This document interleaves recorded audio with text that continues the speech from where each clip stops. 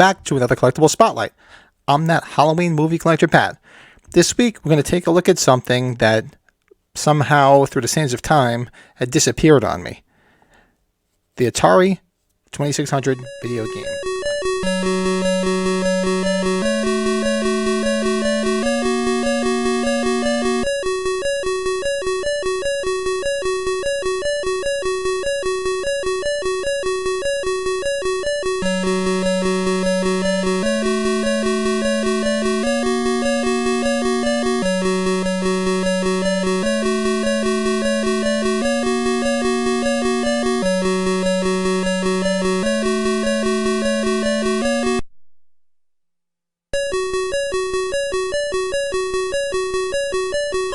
I had it as a child, but with many things from my youth, it just must have evaporated out of my parents' house because I don't know what, along with many other things I had as a child, that just seemed to disappear. Probably ended up in a garage sale because the Who at the time thought to save all this stuff.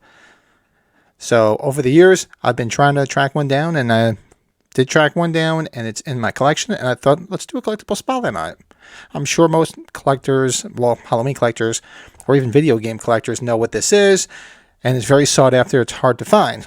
Now, you can pretty readily available find the cartridge loose on eBay and other video game sites, and you can find some fan-made ones, double-ended cartridges. So if you just want the cartridge itself to play the game, it's pretty readily available. But to find an original one, especially with the box and the manual, it's tough to find. So, and also there are a lot of reprints out there of the boxes, and that people over the years have tried to pass off as real boxes. And we'll discuss how you can tell that as we go further down.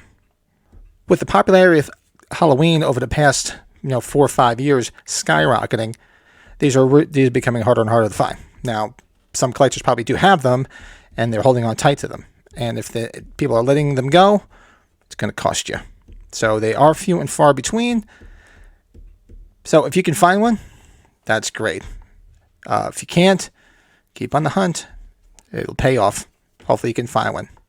But let's look into this. So the Halloween Atari video game was released in 1983 by Wizard Video Games.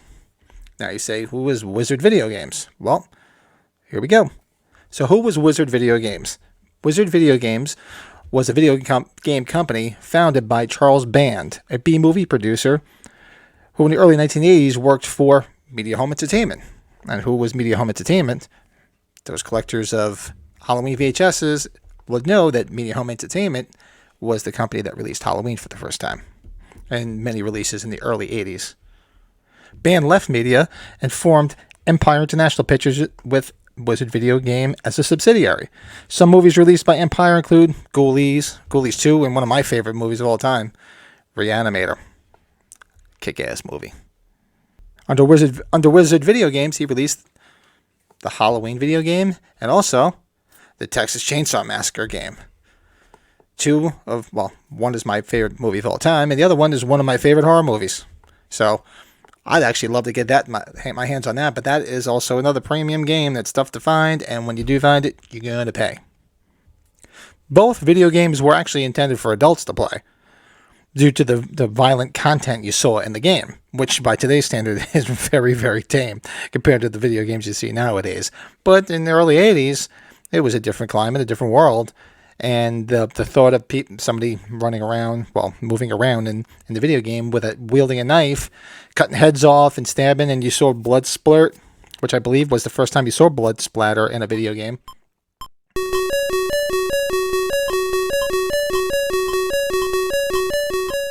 Was deemed for adults only, not for children. My parents were cool, and they knew how much I loved the movie, so I did get the game. I think it was around 84. Of course, the video game came out in October of 83, so it must have been probably around my birthday in February of 84. Now, the problem with these two video games is many retailers refuse to sell them because of the violent content, and those that actually did sell them kept them behind the counter, much like the adult magazines of the day, or anything adult themed was behind the counter. So if things are not readily available or on display, you might not even know they're there. So they didn't sell that well. Now, the Atari video game was released to to play on the Atari video game system, which eventually was just dubbed the Atari 2600, and the Sears video game system, which was basically the Atari 2800, I think it was called. It was called Telegames, which was just basically a knockoff of Atari that you could play the video games on. For those that remember, Sears was like the Walmart of the day back when I was a kid, and they sold everything and they made everything, and they pretty much made knockoffs of everything too at a lower price to compete with everybody. Sort of like what most retailers do these days. And I always loved what's on the back of the Halloween cartridge, on the box itself. Can you live through the night he came home? The boogeyman will get you if you don't watch out. Pulse-pounding paranoia screams in your skull as you run for your life. Every step may be your last as you flee from the things that go bump in the night. Feverish with fear, cold sweat clings to your flesh. How real can an electronic nightmare be? Find out. Very cool. And the object of the Atari video game was to try to lead as many children as possible to the protection of the safe rooms before you lose your 3 lives. Sounds like a pretty easy concept. Basically the same concept of the movie Halloween, where you're trying to protect the children from the knife-wielding Michael Myers. Now what we could do is, I'm going to throw some pictures up here of not only the box, the cartridge, and what the manual is, but I'll read the manual to you, and we'll see exactly how you play this game and how you can protect those children and get them in those safe rooms and save them from Michael Myers. To begin to play is pretty obvious. That's just basically telling you how to use your game system, which is, with Atari, there was an on-off button, there was a joystick, and a button. So it was fairly simple compared to today's standards. That was always my problem playing video games with my son and playing like Xboxes. Too many buttons and too control. I'm getting too old for all that stuff. So that's why I liked about Halloween. Just one button, one controller. How to play the Halloween video game. You control the babysitter character and, at certain times, the child characters. As you move through the 16 rooms of the 2-story house, avoid the killer when he appears. He will attempt to stab you and the children, so look for the knife with which to defend yourself. At the top of the screen are jack-o'-lanterns indicating how many of your 3 lives remain. At the bottom of the screen is your score. Saving the children. Using your joystick, move the babysitter through the house, dodging the killer as you search for the terrified children. When you spot a fleeing child, position the babysitter directly over the child and press the joystick button. This will lock in the child, and he will thereafter follow the babysitter as you race for one of the 4 safe rooms.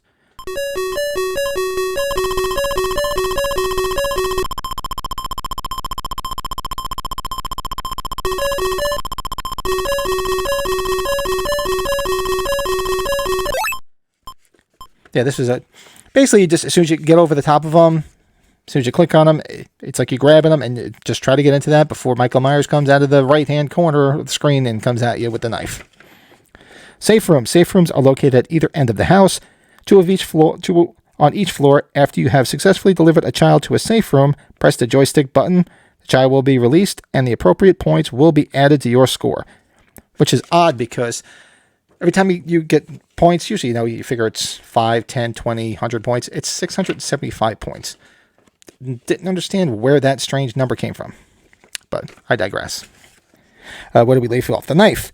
Somewhere in the house is a knife, which the babysitter may use to stab the killer. To pick up the knife, position the babysitter over the knife and press the joystick button. If you are armed when the killer attacks, press the joystick button to thrust the knife. Caution, your thrust will be successful only if the killer's knife is in the up position. The killer will flee the room if stabbed. The knife will vanish from the babysitter's hand and reappear in another room of the house. Note, the babysitter may not lock in a child while she is carrying the knife. She must first attempt to stab the killer. Yeah, so if you have the knife, you're not going to be able to lock that child in place because it's almost as if you're stabbing the child. But either way, it just doesn't work. Doorways. In the safe rooms at either end of the house, stairways lead to the upper or lower floors.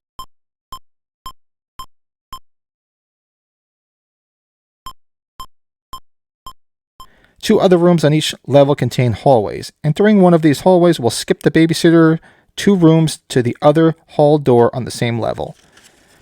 Blackouts. Beware of electrical blackouts on the upper level, for the house is old and the wiring is faulty. At any moment, you may find yourself plunged into darkness with a killer in pursuit.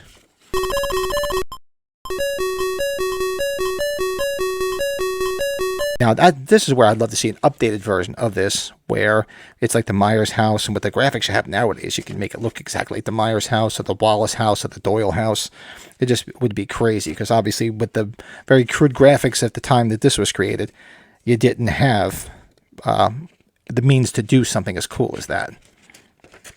But I digress again. Object of the game, which you said before, should try to lead to the children to the safe rooms. Scoring: for each child delivered to a safe room, you will receive 675 points. Like I said, this is an odd number. An additional 325 points is awarded each time you stab the killer with a knife hidden somewhere in the house.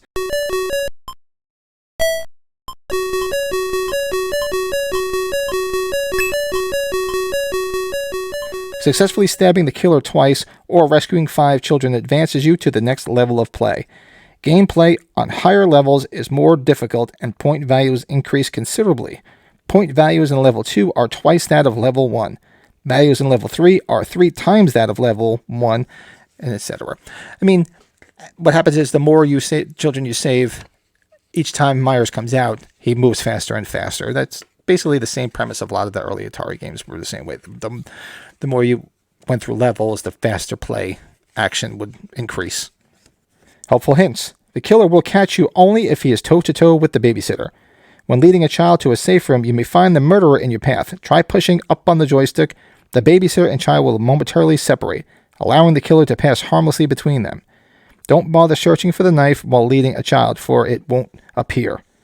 Listen for the ominous Halloween theme music, which follows the maniac wherever he goes.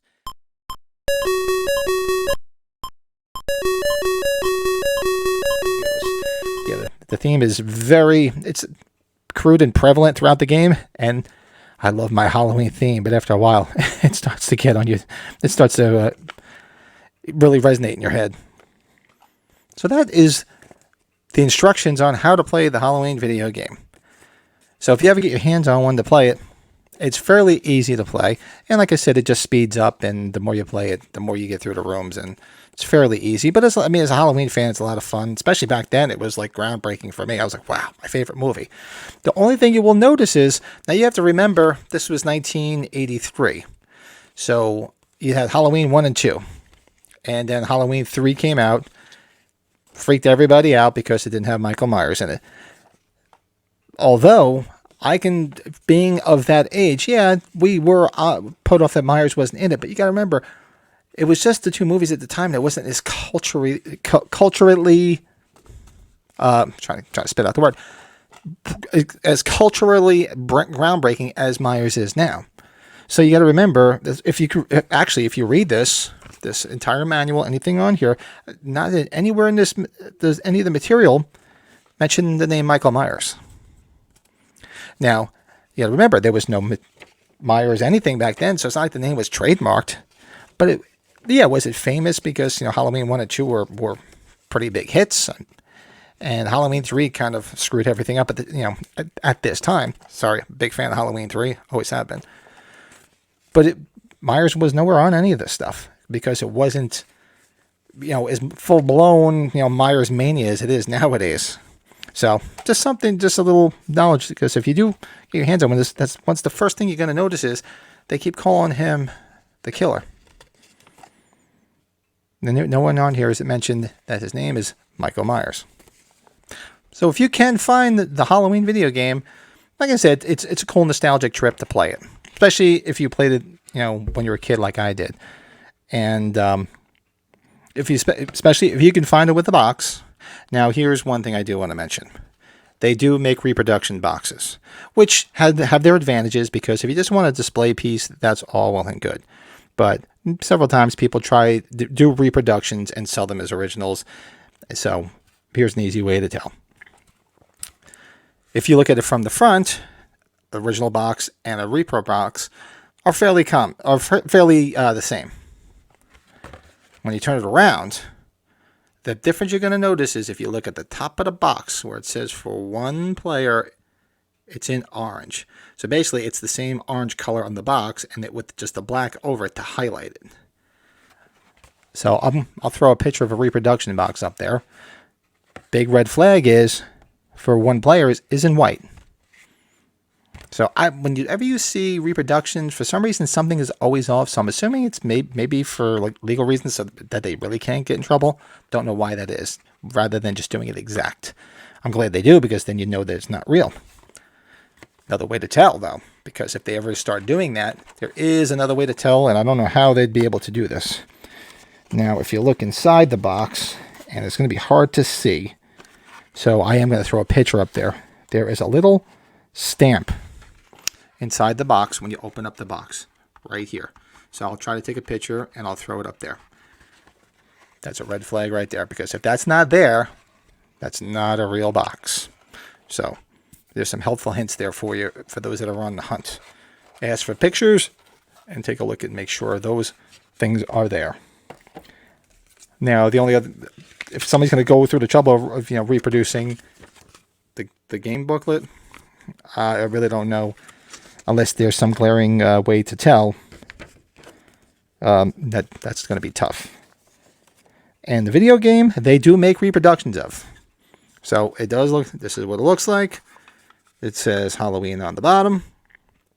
And most of them do have a little white strip that you can see, if you can see, just because I guess the way it was cut, the stickers were cut, they were just sloppily put together. You got to remember, this is very crude. This was, not made by Atari, so quality control probably wasn't great. It was made by a movie company, essentially, not a video game manufacturer. So I guess that's why. So that's a pretty easy way to tell if they're real or not. Plus, nowadays, you see, I'll throw a picture up there. You see a lot of people making double-ended cartridges where one end is Halloween and the other end is the Texas Chainsaw Massacre, which I said earlier is cool. If you just want to play the video games, and you can get them pretty reasonable too. They're not crazy in price. Okay, this is where it gets interesting. Now, you can usually find the original cartridge fairly easy. There's usually a few available on eBay. They range in price from like $400 or $500 up to $1,000. And if you want the cartridge, the original cartridge, there you go. You can find it. These do pop up from time to time. I do see people selling the manuals. I had the manual before I had the game, because I ended up picking it up and a lot of manuals for Atari games. So I figured, okay, let me pick it up, because I could hang on to it in case I ever found an Atari game in the box that didn't have the manual. But I managed to get this set complete, so that I had sold to a different collector. So, and then if you find it with the box, okay, now they're going from, realistically, anywhere from $1,600, $1,700, $1,800 up to thousands of dollars. There's one that recently just sold on eBay. I think I'll put a picture up if I can photo it from eBay. That was graded, I think, at a 9. It had professionally graded and sold for like over $10,000, which is crazy. That's just insanity. But you got to remember, these are also game collectors, not just Halloween collectors that are after these, because they were in limited run. They were pretty much the first batch of horror-themed or violent games that were coming out. So, yeah, they were highly collectible, not just from horror collectors or Halloween or Texas Chainsaw Massacre collectors, but video game collectors as well. So, that's where I've seen them sell for, in that range.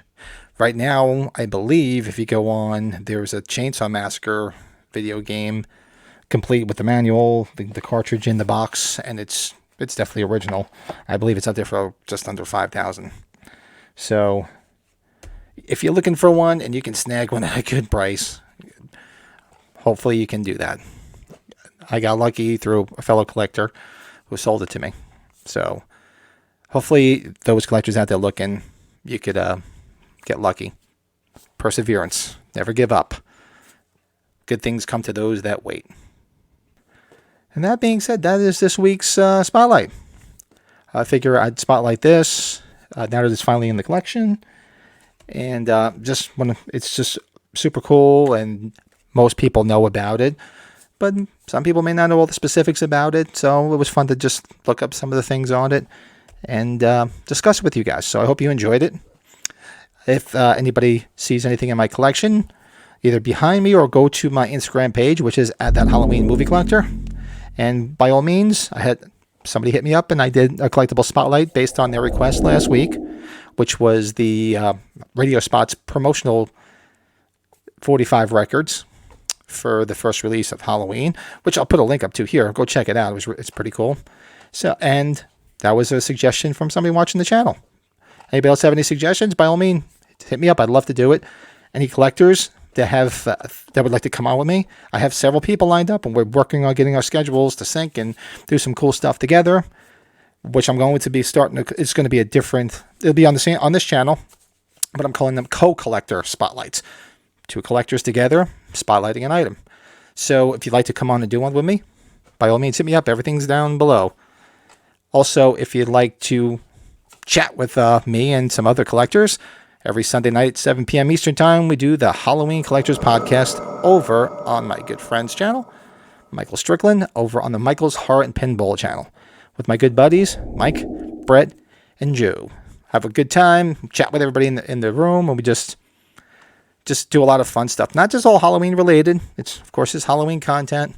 Talk about collectibles, our collections, and talk about other movies, rank other movies, and just have a lot of fun. So check it out. You'll have a lot of fun too. I'll put a link up here to our latest podcast. So go check that out as well. And also there's a Halloween Collectors Podcast Facebook group now, which we want people to get in and give us some ideas of some stuff to do on the podcast. So by all means, join into that too. All the links are below. Just go down below and all the links for everything I'm saying is right there. Also, I'm a collector, so I created the Halloween and Michael Myers Collectors Group over on Facebook. Go join, check it out, connect with some other collectors. Just a great place to find some information, post your collection. Love seeing people's collections. And buy, sell, trade, do whatever. Great group of people in there. And especially now, lots of information coming out because we're about, so what am I looking at here? About a week until Halloween Ends is released. The finale to the David Gordon Green trilogy will be here next week. So it's going to be very cool. There's going to be a lot of stuff pumping about Halloween in the next week. So pop over to the chat in the podcast. So I'm sure we're going to be talking a lot about Halloween Ends, do our review of it, review the other 2 movies leading up to it. So it's just a lot of Halloween stuff. It's just a great time to be a Halloween fan. So take advantage of everything. And it's going to be a lot of fun. So on that note, thanks for watching. I hope you enjoyed this. If you're out there on a hunt for a 2600 cartridge, never give up hope. They're out there. They're very limited, and people don't want to get rid of them. But like I said, take your time. The good things come to those who will wait. That's what I always say. So keep your chin up high, and hopefully you'll find one for you collectors out there. And please do me a favor. Don't cost nothing. Hit that like button. Helps people find this channel. Subscribe to the channel. Hit the notifications. I try to drop one of these every Friday night. I'm going to be doing some more things as we move along. Have any suggestions? By all means, hit me below. Things you'd like to see. I just any feedback is great. Just be sure to hit that like button. It's great because it's helping people find this. So I'm chatting with more people that are finding it. So I appreciate those that do hit that like button and do follow it. So I'm going to say goodbye. I'll see you guys next week on another Collectible Spotlight. Hopefully I'll see you guys in the chat on Sunday nights at the Halloween Collectors Podcast. And with that being said, I'm going to take my Halloween game, and I'll talk to you soon.